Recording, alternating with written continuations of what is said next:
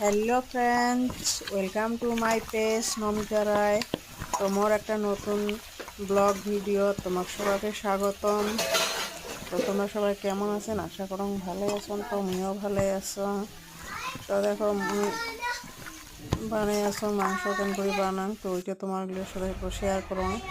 তো এটা মাংসটা আমি ম্যারিনেট করে থুয়ে দিলাম, আর এটা মাংসের জন্য যে রসুন পেঁয়াজ, আর এপাকে দেখো আলু সিমা আর নাড়ের কুচি দিয়ে একটা চটচটি। তারপরে যে মাংসটা আমি এটা যে পেঁয়াজটা ভাজিয়েছি, পেঁয়াজ মরিচ আর তেজপাতা দিয়ে, তারপরে সবগুলো এক রকম যে রসুন বাটা আদা বাটা ওগুলো দিয়ে দিলাম।